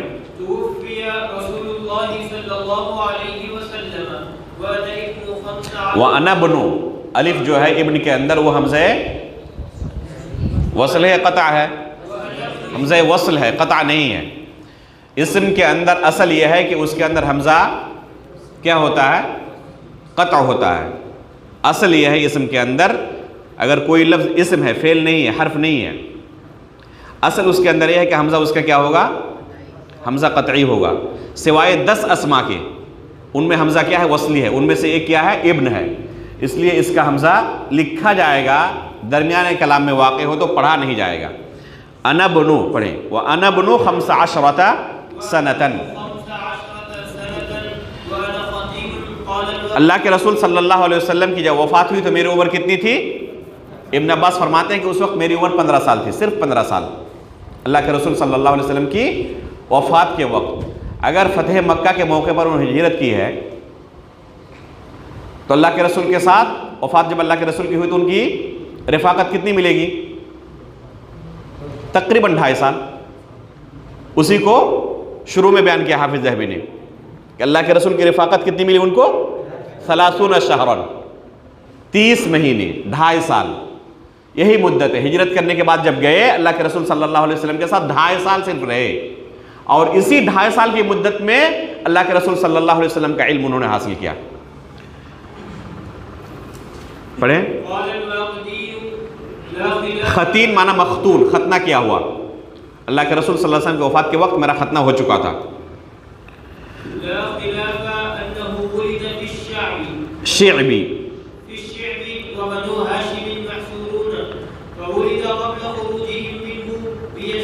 शैब अबी तालिब से निकलने से चंद दिन पहले उनकी विलादत हुई थी। और ये कब का मामला है? हिजरत से 3 साल पहले का मामला है। हिजरत से 3 साल पहले का। अब ये मुख्तसर उनका तारुफ जिक्र करने के बाद हाफिज़ ज़हबी रहमहुल्लाह का तरीक़ा यह है, मनहज यह है कि उनके ताल्लुक़ से अगर वो सहाबी हो तो उनके आसार को जिक्र करते हैं कि ये मकाम व मर्तबा इल्म के अंदर उन्होंने कैसे हासिल किया था, वो इल्म हासिल करने का उनका तरीक़ा क्या था, उनकी ज़िंदगी के अंदर जो सबसे नुमाया चीज़ होती थी उसको जिक्र करते हैं हाफिज़ ज़हबी रहमहुल्लाह। तो अब शुरू कर रहे हैं उनके ताल्लुक़ से आसार को जिक्र करना, उनकी सीरत से जो मुताल्लिक़ है। ये पहला असर है, इससे हमें पता चलेगा कि कैसे उन्होंने इल्म हासिल किया था, ये मकाम कैसे उनको हासिल हुआ था। पढ़ें।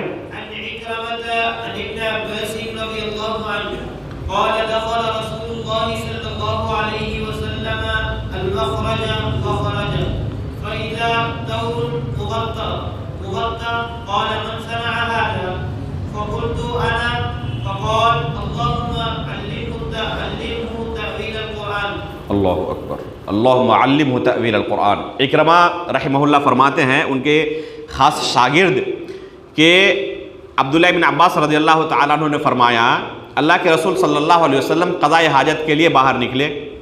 जब वापस आए देखा कि लोटा सामने मौजूद है और उसके अंदर पानी है और ढका हुआ है। पहले से ही अल्लाह के रसूल सल्लल्लाहु अलैहि वसल्लम की खिदमत के लिए उन्होंने ये तैयारी कर रखी थी कि अल्लाह के रसूल आएंगे, पानी की ज़रूरत पड़ेगी, अभी क़ज़ा हयात के लिए गए हैं, वुज़ू करेंगे, तो पहले ही उन्होंने क्या किया, लोटे के अंदर पानी तैयार करके रख दिया। जब अल्लाह के रसूल आए, देखा, पूछा मन सना हादा, ये किसने किया है? उन्होंने कहा अना, ये मैंने ही अल्लाह के रसूल आपके लिए पहले से तैयार करके रखा है। तो अल्लाह के रसूल काफ़ी खुश हुए और उनको दुआ दी, अल्लाहुम्मा अल्लिमहु तअवील अल-कुरान, अल्लाह इस बच्चे को कुरान की तफसीर का इल्म अता कर। ये अल्लाह के रसूल की दुआ की बरकत थी, अल्लाह की बारगाह में कबूल हो गई और इमामुल मुफस्सिरीन बने इब्न अब्बास रज़ियल्लाहु ताला अन्हु। इससे क्या पता चलता है, तलब इल्म के लिए, इल्म के अंदर बरकत पैदा करने के लिए बहुत बड़ा सबब यह है कि उस्ताद की खिदमत की जाए। उस्ताद की खिदमत अगर करे तो उस्ताद के दिल से कभी, उस्ताद के दिल से हो सकता है कभी दुआ निकल जाए और वही दुआ उस तालिब की ज़िंदगी बदल दे। देखिए, एक दुआ उस्ताद की ज़बान से निकली, अल्लाह के रसूल की ज़बान से, और वो चंद साल सिर्फ अल्लाह के रसूल के साथ रहे और ये मकाम हासिल हुआ। अल्लाह के रसूल ने खुसूसी तौर पर दुआ की, अल्लाह इनको कुरान की तफसीर का इल्म अता कर, और वो इमामुल मुफस्सिरीन बन गए। तो एक सबब है इल्म के अंदर बरकत पैदा करने का कि उस्ताद की खिदमत की जाए, उस्ताद की दुआ ली जाए। तो ये बहुत बड़ा सबब है इल्म के अंदर बरकत पैदा करने का। आगे बढ़ें।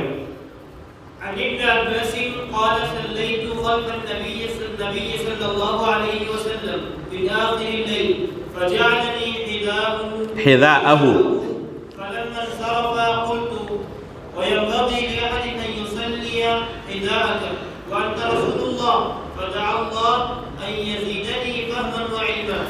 दूसरी रवायत है, फरमाते हैं कि अल्लाह के रसूल सल्लल्लाहु अलैहि वसल्लम के पीछे मैंने रात के आखिरी पहर यानी तहज्जुद की नमाज मैंने पढ़ी। फजअलनी हिदाअहु, अल्लाह के रसूल सल्लल्लाहु अलैहि वसल्लम के बिल्कुल बराबर खड़े नहीं हुए बल्कि पीछे थोड़ा हटकर खड़े हुए। तो अल्लाह के रसूल सल्लल्लाहु अलैहि वसल्लम ने उनको क्या किया, आगे बढ़ा दिया और अपने बराबर खड़ा किया। फलम्मन सरफ़ा कुल्तु वयंबग़ी लिअहदिन अन युसल्लिय हिदाअक व अंत रसूलुल्लाह, व अंत रसूलुल्लाह, अल्लाह के रसूल, क्या हमारे लिए मुनासिब है कि आपके बराबर हम खड़े हों और आप अल्लाह के रसूल हैं? उन्होंने बयान किया कि क्यों मैं पीछे हो गया था, आपके बराबर क्यों खड़ा नहीं हुआ था। सबब क्या बयान किया कि आपके एहतराम में अल्लाह के रसूल, मैं ये बेअदबी समझा कि कहीं तौहीन ना हो जाए कि आपके बराबर खड़ा हो जाऊं, इसलिए मैं पीछे खड़ा हो गया था। लेकिन अल्लाह के रसूल ने शरई मसला चूंकि यही है कि अगर दो लोग हैं तो दोनों बराबर खड़े होंगे, आगे पीछे खड़े नहीं होंगे, इसलिए अल्लाह के रसूल ने उनको जब आगे खड़ा किया तो खड़े हुए आगे। लेकिन उन्होंने एहतराम की वजह से क्या हुआ, फौरन पीछे हट गए कि नहीं अल्लाह के रसूल है, ये अल्लाह के रसूल के बराबर मुझे नहीं रहना है, पीछे रहना है। देखिए अल्लाह के रसूल सल्लल्लाहु अलैहि वसल्लम ने इस एहतराम का बदला किया दिया, फ़ौरन उनके लिए दुआ की, फ़दअल्लाह यज़ीदनी फ़हमन व इल्मन। जब ये जुमला मुझसे सुना अल्लाह के रसूल ने, फ़ौरन मेरे लिए अल्लाह ताला से दुआ की कि अल्लाह इस बच्चे को फ़हम अता कर, इल्म अता कर। तो इस तरीके से उन्होंने इल्म हासिल किया है, सिर्फ अपनी मेहनत से ही नहीं बल्कि मेहनत के साथ साथ हमेशा कोशिश में लगे रहते कि किस तरह उस्ताद को राज़ी रखें, और उस्ताद को नाराज़ करके कोई इल्म हासिल कर ले, ये शिबह मुहाल है। ये शिबह मुहाल है कि उस्ताद नाराज़ रहे, उस्ताद बद्दुआएं देते रहे और कोई तालिब कामयाब हो जाए, ये शिबह मुहाल है। तो देखें ये सहाबी रसूल है, ये मकाम व मर्तबा उन्हें मिला है, तो जाहिर सी बात है कि मकाम व मर्तबा ऐसे नहीं मिला है। हद दर्ज अल्लाह के रसूल सल्लल्लाहु अलैहि वसल्लम का ख्याल रखने वाले थे, यहाँ तक के एहतराम का ये मकाम व मर्तबा कि नमाज में भी खड़े होते वक्त बराबर खड़ा होना ये तौहीन समझते थे और एहतराम में पीछे हट जाते थे। फिर अल्लाह के रसूल ने जब खड़ा किया कि नहीं शरई तरीका यही है कि दोनों लोग इमाम और मुक्तदी बराबर रहेंगे, तब वो आगे बढ़े और फिर बराबर खड़े हुए। तो फ़ौरन अल्लाह के रसूल सल्लल्लाहु अलैहि वसल्लम ने उनके एहतराम को देखकर उनके लिए दुआ की। इसमें हमारे लिए बहुत बड़ा दर्स है। आगे बढ़ें। अभी तक दो असबाब गुजर चुके हमारे सामने, एक है उस्ताद की खिदमत और एक है उस्ताद का एहतराम। आगे बढ़ें।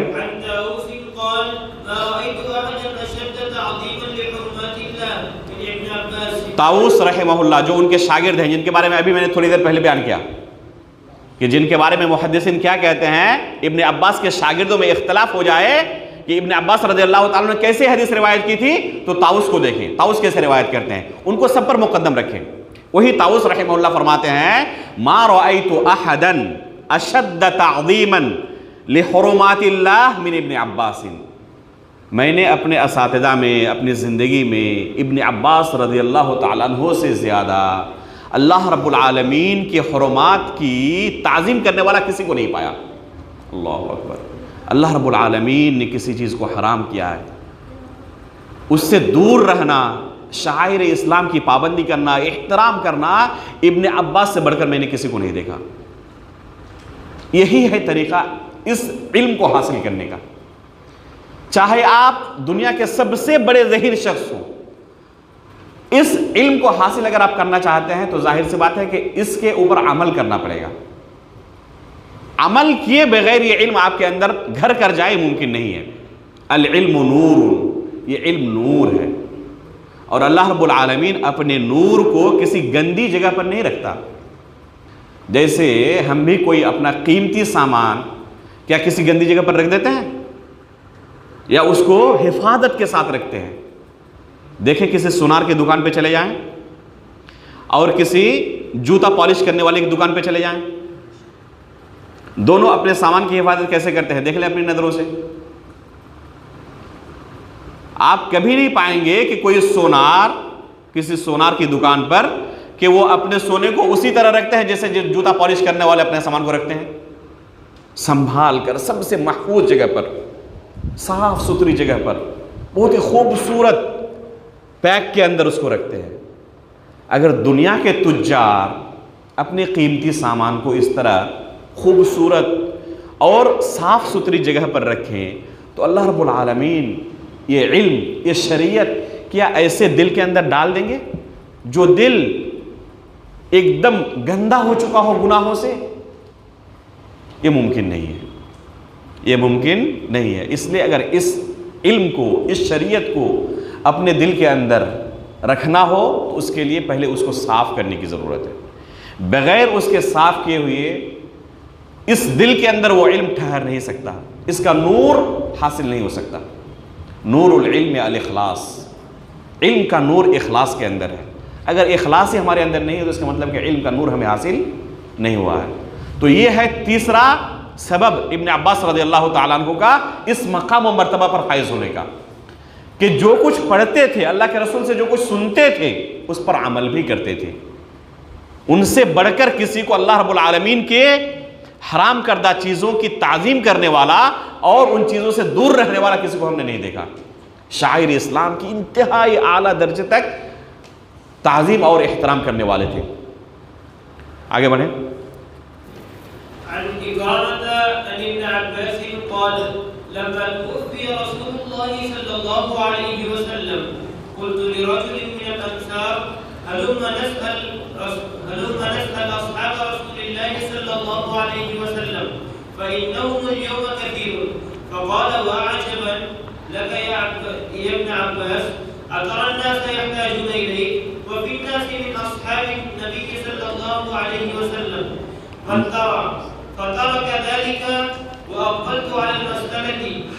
अहसन बारकल्लाहु फ़ीक।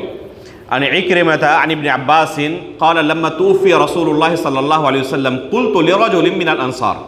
इब्न अब्बास रज़ियल्लाहु ताला अन्हु ने कैसे इस इल्म को हासिल किया था, एक किस्सा बयान कर रहे हैं। और इस किस्से के अंदर इतना बड़ा दर्स है हमारे लिए, खुसूसन उन अहबाब के लिए जो उम्र का एक हिस्सा गुजार चुके हैं और उन्हें काफ़ी शौक़ है दीन इल्म हासिल करने का और दीन की नशर व इशाअत का, दावत व तबलीग का। उनके लिए बहुत बड़ा दर्स है इस किस्से के अंदर। अब्दुल्लाह इब्न अब्बास रज़ियल्लाहु ताला अन्हु के इस किस्से में क्या फरमाते हैं कि जब अल्लाह के रसूल सल्लल्लाहु अलैहि वसल्लम की वफ़ात हुई तो मैंने अपने एक अंसारी दोस्त से जाकर कहा कि हलुम नसअल अस्हाब रसूलिल्लाह सल्लल्लाहु अलैहि वसल्लम फ़इन्नहुमुल यौम कसीर। एक काम करते हैं दोस्त, चलते हैं सहाबा इकराम के पास, जो बड़े बड़े सहाबा इकराम आज भी जिंदा हैं, बाहयात हैं। अल्लाह के रसूल की वफ़ात तो हो चुकी, जा चुके, तो कहीं ऐसा ना हो कि ये सहाबा इकराम भी दुनिया से गुजर जाएं और हम जाहिल रह जाएं। अभी भी जो मौजूद है दुनिया के अंदर बड़े उलमा, बड़े सहाबा इकराम, गनीमत जाने उनके वजूद को। चलते हैं उनके पास और उनसे इल्म हासिल करना शुरू करते हैं। अपने एक दोस्त को इब्न अब्बास रज़ियल्लाहु ताला अन्हु ने जाकर कहा, तो उन्होंने क्या कहा, फ़क़ाल वा अजबन लक या इब्न अब्बास अतरन नास यहताजूना इलैक व फिन्नास मिन अस्हाबिन नबी सल्लल्लाहु अलैहि वसल्लम मन तरा। इब्न अब्बास, ताज्जुब है आपके ऊपर, कि आपको ऐसा लगता है कि इतने बड़े बड़े सहाबा इकराम की मौजूदगी में आपके इल्म की भी ज़रूरत पड़ेगी लोगों को। इतने बड़े बड़े सहाबा इकराम मौजूद हैं, वही काफ़ी हैं उम्मत के लिए। आपको क्या ऐसा शुबहा हो रहा है, ऐसा लग रहा है, ऐसा डर लग रहा है कि इन तमाम बड़े बड़े सहाबा इकराम के होते हुए कोई आपके पास भी इल्म तलब करने के लिए आएगा और आपके इल्म के लोगों को ज़रूरत होगी, तो इतनी मेहनत की क्या ज़रूरत है? अल्हम्दुलिल्लाह अभी बहुत बड़े बड़े उलमा मौजूद हैं दुनिया के अंदर, वही काफ़ी हैं, हमें मेहनत करने की ज़रूरत नहीं है। इस तरह उनके इस दोस्त ने माजरत कर ली। क्या हुआ फिर आगे? फ़तरा कज़ालिक, उन्होंने माजरत कर ली कि मैं नहीं जा सकता। ये बड़े बड़े सहाबा इकराम जो मौजूद हैं यही काफ़ी है उम्मत के लिए, इनका इल्म ही काफ़ी है। वह अक़बल तो अलल मसअला, जब उन्होंने माजरत कर ली तो मैं पीछे नहीं हटा। जो मेरा इरादा था, अज़्म था, मैं आगे बढ़ा कि मुझे अब आगे बढ़ना है, मुझे इल्म हासिल करना है, लोगों के दर पर जाकर इल्म का भीख मांगना है मुझे। फ़इन कान लयबलुगुनिल हदीस अनिर रजुल फ़आतीहि व हुवा क़ाइम, किसी भी आलिम के बारे में मुझे खबर पहुंचती कि फ़ला आलिम के पास इल्म मौजूद है, जैसे ही खबर मुझे मिलती फ़ौरन उनके घर जाकर डेरा डाल देता। फ़आतीहि व हुवा क़ाइल, वो कैलूला कर रहे होते ज़ोहर के बाद। वो मदीने की गर्मी जो जिस्म को झुलसा दे, बाहर निकलना मुमकिन नहीं होता, ऐसा महसूस होता है कि आग के ऊपर चल रहे हो। उस मदीने की गर्मी में दोपहर के वक्त वो कैलूला कर रहे होते घर में, वो आलिम दीन, और ये उनके दर पर पहुंच जाते, चौखट पर पहुंच जाते। इब्न अब्बास रज़ियल्लाहु ताला अन्हु फ़अतवस्सदु रिदाई अला बाबिही, उनके चौखट पर अपनी चादर जाकर मैं बिछा देता। व फ़तस्फ़िर रिह अलैय तुराब, हालत ये हो जाती कि तूफान चलता, और तूफान चलने की वजह से, सख्त तेज तुंद हवाएं चलने की वजह से मेरा पूरा जिस्म गर्दो गबार से पूरा भर जाता। उस मदीने की गर्मी में, तपिश में, और लू चल रहा होता था, मेरा पूरा जिस्म गर्दो गबार से भर जाता और मैं वहीं बाहर खड़ा हूं, बैठा हुआ हूं उस्ताद के चौखट पर चादर बिछाकर। उसके बाद क्या होता, फयखरुज फयरानी, जब वो कैरुला करके बाहर निकलते, दरवाजा खोलते तो मुझे देखकर ताज्जुब करते। जब वो निकलते और मुझे देखते, फयकुल या इब्न अम्मी रसूलिल्लाह अला अरसलता इलैया फातिक, अल्लाहु अकबर, अल्लाह के रसूल के चचा के लड़के, अहले बैत में से मेरे चौखट पर कोई आया हुआ है, आप हुक्म देते हम दौड़े हुए आपके घर आ जाते, आपको आने की क्या जरूरत थी। सहाबाए किराम और खुसूसन आले बैत का ये मकाम व मर्तबा था लोगों के दिलों में, उलमा के दिलों में, सहाबाए किराम के दिलों में। आप आले बैत से ताल्लुक़ रखने वाले हैं, आपको आने की क्या जरूरत थी। आप सिर्फ एक हुक्म देते, हम दौड़े हुए आपके घर आ जाते, आपको आने की क्या जरूरत थी। तो क्या जवाब देते, फ़अक़ूल अना अहक़्क़ु अन आतीक, आप क्यों हमारे पास आएंगे, मैं शागिर्द हूँ, मैं इल्म तलब करना चाहता हूँ, इसलिए मेरा हक है कि मैं आपके पास आऊँ और आपके चौखट पर आकर इस तरह हाजिरी दूँ। एक आलिम किसी शागिर्द के पास नहीं आता, शागिर्द को जाना पड़ता है आलिम के पास और उनके चौखट पर जाकर डेरा डालना पड़ता है, इल्म हासिल करना पड़ता है। फ़अस्अलक, और फिर आकर आपसे इल्म तलब करूँ और आपसे सवाल करूँ। क़ाल फ़बक़िय अर्रजुल, मेरा वो साथी जिसको मैं एक ज़माने में कहता था ना कि चलते हैं सहाबाए किराम के पास, उनसे इल्म हासिल करते हैं, एक ज़माना गुजर गया इस तरह इल्म हासिल करते करते करते करते। मेरा वो साथी, उसकी भी उम्र अल्हम्दुलिल्लाह काफ़ी लंबी हुई।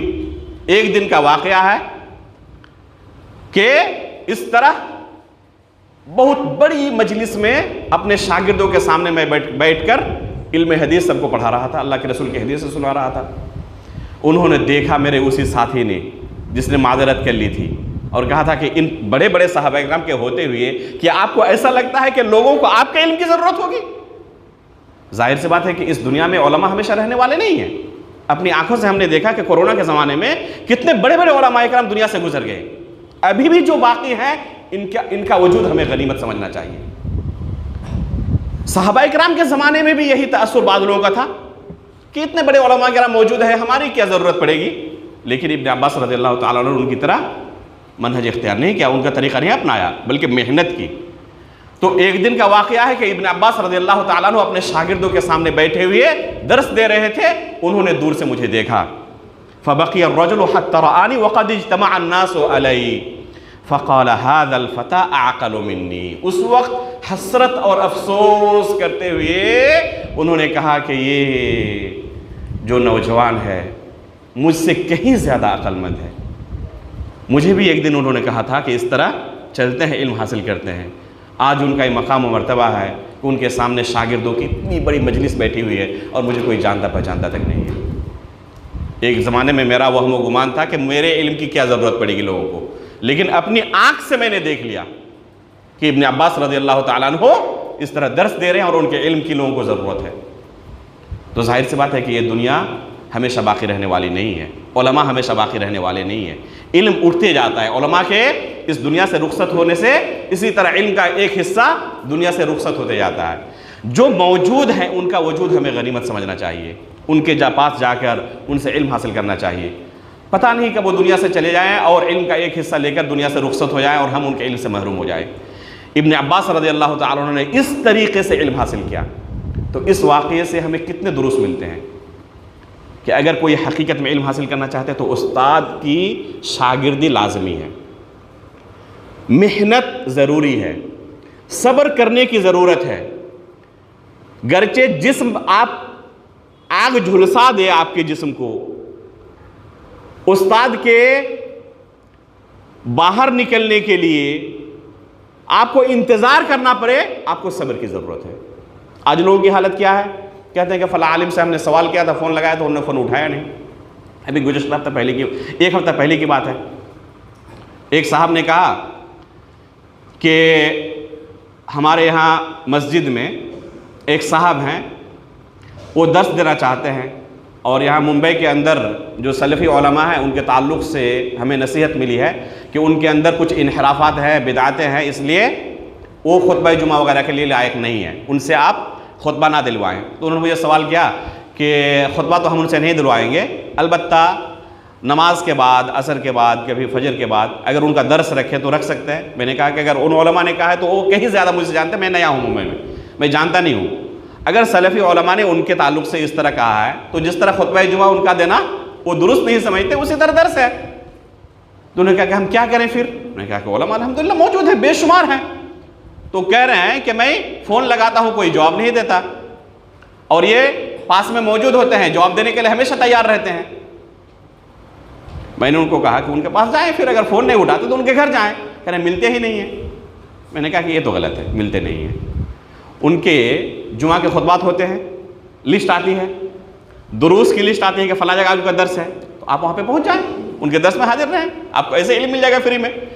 दर्स के बाद आप उनसे मुलाकात करें, जुमा के खुतबे के बाद मुलाकात करें। कि आपको इनकार कर देंगे मैं आपसे नहीं मिलूंगा? जाहिर सी बात है कि आपसे मिलेंगे उस वक्त। तो आप उनके घर पहुँच जाएँ कि कौन उतनी मेहनत करेगा। मैं कहा कि असल मसला यही है कि कौन उतनी मेहनत करेगा। आपके नज़दीक ये उतनी अहमियत की चीज़ है ही नहीं। अगर आपका बच्चा बीमार पड़ जाए, उसे कोई ऐसी बीमारी हो जिसके बारे में लोगों ने आपको बताया कि एक डॉक्टर दिल्ली में रहते हैं, तो आप सफ़र करके दिल्ली तक जाएंगे और उसी डॉक्टर को दिखाएंगे, गर्चे उस डॉक्टर के पास लंबी लाइन लगी हो, भीड़ लगी हुई हो। जब आपकी बारी आएगी आप सब्र करते रहेंगे, किसी दूसरे को नहीं दिखाएंगे, इसलिए कि आपके लिए वह बहुत अहम है। लेकिन चूंकि इसकी कोई अहमियत नहीं है, इसलिए आप समझते हैं कि थोड़ी सी मेहनत से, सिर्फ एक फ़ोन कॉल लगा देने से अगर मिल जाए तो ठीक है, और ना इससे ज़्यादा मेहनत हम नहीं कर सकते। तो जाहिर सी बात है कि इल्म इससे हासिल होने वाला नहीं है। इब्न अब्बास रज़ियल्लाहु ताला अन्हु अल्लाह के रसूल के चचा हैं। सिर्फ अगर हुक्म देते, इशारा करते तो मशाइख और जो उस ज़माने के उलमा हैं, आले बैत के एहतराम में उनके घर आ जाते सब सिखाने के लिए, खुद वो कहते थे। लेकिन इसके बावजूद उन्होंने ये गर्मी और सर्दी को बर्दाश्त किया, उसके बाद उन्हें मकाम व मर्तबा हासिल हुआ। तो जाहिर सी बात है कि इल्म ऐसा हासिल नहीं होता। इस वाक़े के अंदर बेशुमार दुरूस हैं हमारे लिए। जारी रखें, अब रोक दें, थोड़ा सा एक दो किस्सा और पढ़ लेते हैं।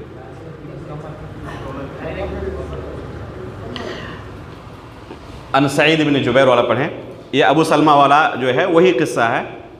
अन सईद इब्न जुबैर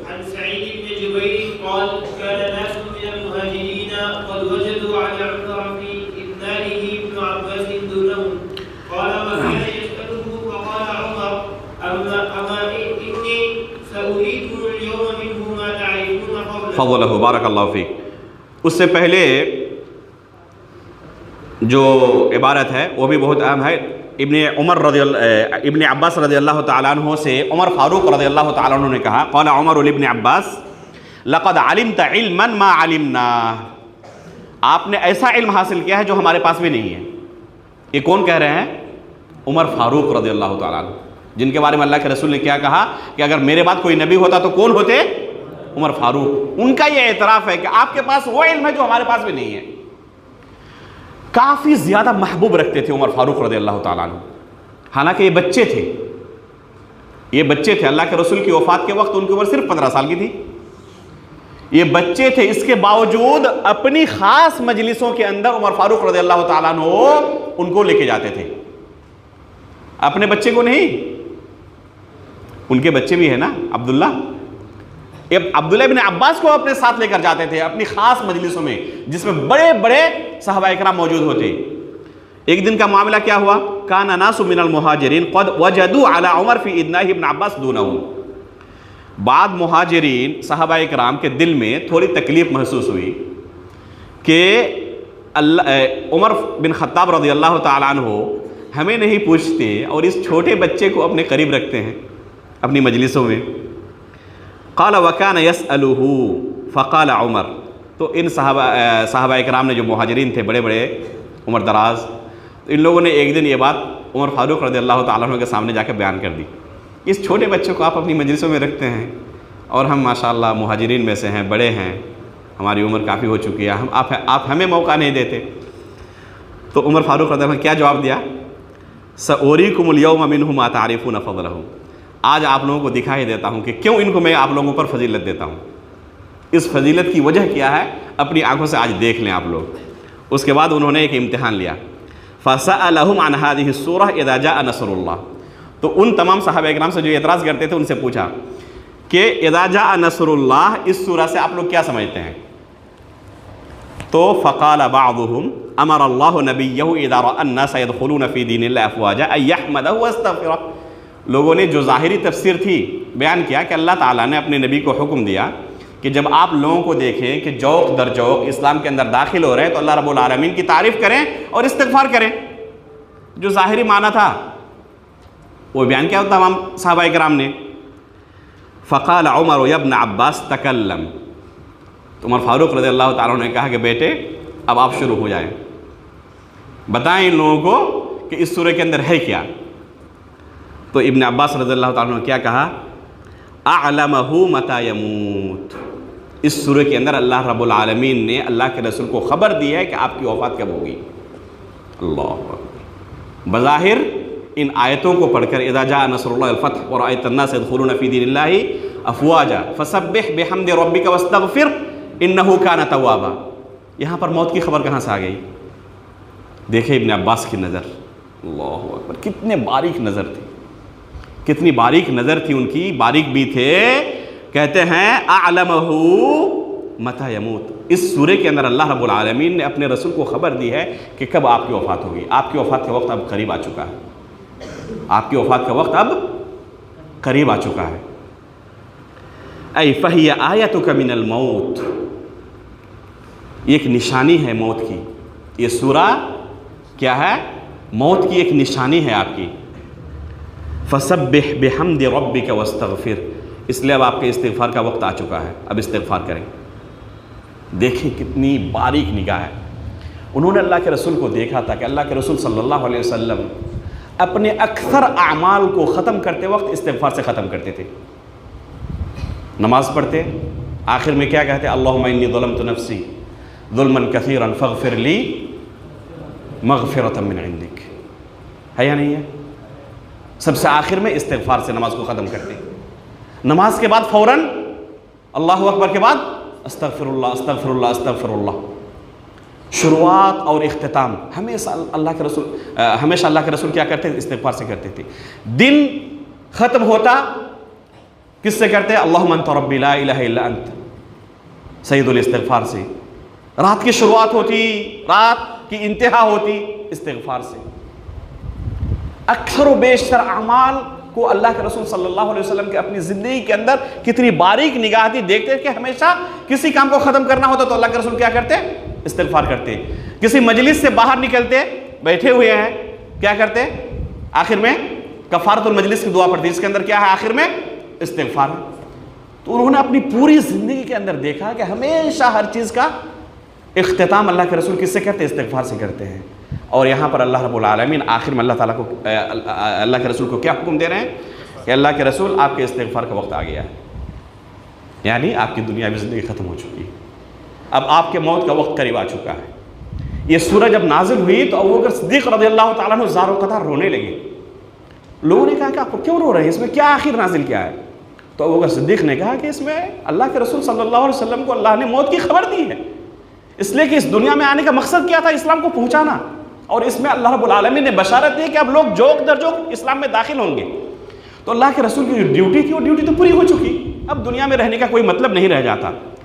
तो ये माना अबू बकर सिद्दीक़ ने समझा था, उमर फारूक ने समझा था, इब्न अब्बास रज़ियल्लाहु ताला ने समझा था।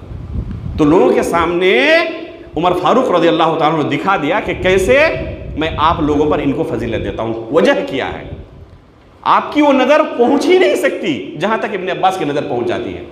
ये था उनका मकाम व मर्तबा। सिर्फ ज़ाहिरी चीज़ों को नहीं देखते थे वो, इतनी बारीक निगाह थी कुरान पर उनकी। तो ये मकाम व मर्तबा उनका था। इस वजह से उमर फारूक रज़ियल्लाहु ताला अन्हु उनको अपनी मजलिस में हमेशा अपने करीब रखते थे।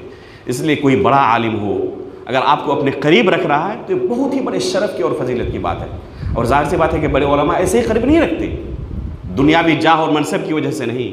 अगर आपके अंदर वो मकाम व मर्तबा है, इल्मी लियाकत है, आपके अंदर ये है, क्या कहते हैं, अल्लाह रब्बुल आलमीन की खशियत है, मनहज सल्फ़ पर चलने वाले हैं, तो कहने की ज़रूरत नहीं पड़ती है, उलमा आपको खुद करीब करेंगे। लेकिन अगर आपके अंदर इनहिराफ है, बिदात है, ज़ाहिर सी बात है कि लोग आपसे नफ़रत करेंगे।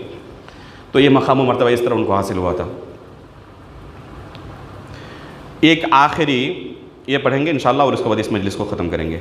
अनिश शाबी पढ़ें, उसके बाद इस मजलिस को ख़त्म करेंगे इंशाअल्लाह। अनिश शाबी क़ाल क़ाल इब्न अब्बास क़ाल लि अबी या बुनय्या इन्ना उमर इन्न उमरा युदनीक फहफ़ज़ अन्नी सलासन ला तुफ़शियन्न लहू सिर्रा वला तग़्ताबन्न इंदहु अहदा वला युजर्रिबन्न। इब्न अब्बास रज़ियल्लाहु ताला अन्हु के वालिद अब्बास रज़ियल्लाहु ताला अन्हु ने उनको एक दिन नसीहत की। वालिद ने बेटे को, अब्दुल्लाह इब्न अब्बास रज़ियल्लाहु ताला अन्हु के वालिद ने बेटे को नसीहत की कि बेटे, उमर फ़ारूक रज़ियल्लाहु ताला अन्हु आपको बहुत करीब रखते हैं, बहुत ही अज़ीज़ और प्यारे रखते हैं। आपका जो मकाम और मर्तबा है किसी का नहीं है। आपको मैं एक नसीहत कर रहा हूँ, 3 नसीहतें कर रहा हूँ, ज़िंदगी भर इन 3 नसीहतों पर अमल करना। आपको अल्लाह ने मकाम दिया है कि उमर फ़ारूक आपको इतना अज़ीज़ रखते हैं, लेकिन मेरी ये 3 वसीयतें हैं, नसीहतें हैं, इनको अपनी ज़िंदगी में हमेशा सामने रखना। क्या नसीहतें हैं? इन नसीहतों के अंदर एक बाप की नसीहत अपने बेटे के लिए, और यही मेरी नसीहत आप लोगों के लिए है। क्या नसीहत की उन्होंने अपने बेटे को? ला तुफ़शियन्न लहू सिर्रा। आप उनके करीब रहते हैं, बहुत सारे ऐसे मामलात से आप वाकिफ़ होंगे जो राज की चीज़ें होंगी। वो नहीं चाहते होंगे कि इन चीज़ों से दूसरे लोग मुत्तला हो जाएं। जाहिर सी बात है कि आप करीब रहते हैं तो बहुत सारी चीज़ों से आप वाकिफ़ होंगे। उनकी राज की चीज़ों को कभी भी किसी दूसरे को ना बताएं। राज की चीज़ों को राज रखें, उनकी राज का इफ्शा ना करें। ये नसीहत हर एक के लिए है जिनसे आप करीब रहते हैं। अगर आपके ऊपर उन्होंने एतमाद किया है, आपको एक मकाम और मर्तबा दिया है, तो आपके ऊपर वाजिब है कि उनके ताल्लुक़ से अगर कोई ऐसी चीज़ आपके इल्म में आ जाए, आपको लगता है कि लोगों के सामने ये चीज़ नहीं जानी चाहिए, उनके मकाम और मर्तबे को ठेस पहुँचेगी, तो आपकी जिम्मेदारी है कि उनके इस राज की हिफाजत करें, लोगों के सामने उनको रुसवा ना करें, इसलिए कि आपके ऊपर उन्होंने एतमाद किया है, उनके एतमाद को ठेस ना पहुँचाए। दूसरी नसीहत क्या की? वला तग़ताबन्न इंदहु अहदा। आपको मौका मिला है, इतना ऊंचा मकाम मिला है, एक हाकिम वक्त के, खलीफा के, बादशाह के आप करीब रह रहे हैं, तो इस मौके का नाजायज़ फ़ायदा ना उठाएं। दूसरे लोगों की गीबत जाकर उनके सामने ना बयान करने लगे। अपने साथियों की, अपने दोस्तों की, दूसरे लोगों की बहुत सारी चीज़ें आपको मालूम रहती हैं, तो चलें मुझे बहुत ऊंचा मकाम मिला है, अब बादशाह के सामने जाकर, ज़िम्मेदार के सामने जाकर दूसरों की शिकायत पहुंचाओ जाके, इसलिए कि मुझे अच्छा मकाम मिला है। कभी ये काम ना करना बेटे। दूसरों की गीबत जाकर बादशाह के सामने, खलीफा के सामने ना करना। उनके राज को दूसरों को ना बताना और दूसरों की गीबत जाकर उनके सामने ना करना। ये दूसरी नसीहत है। तीसरी नसीहत क्या है? वला युजर्रिबन्न अलैका कज़िबन। और ज़िंदगी भर कभी उनके दिल में खटका भी ना पैदा हो कि आप झूठ बोलने से काम लेते हैं। कभी भी झूठ का सहारा ना लें, चाहे आपको कितना ही खसारा क्यों ना हो जाए, लेकिन झूठ का सहारा कतअन ना लें। ये 3 नसीहतें हैं। तो ये नसीहत सबके लिए है। अल्लाह रब्बुल आलमीन इन नसीहतों पर हमें भी अमल करने की तौफीक अता फरमाए। सुब्हानकल्लाह व बिहम्दिका अशहदु अल्ला इलाहा इल्ला अंत अस्तगफिरुका व अतूबु इलैक।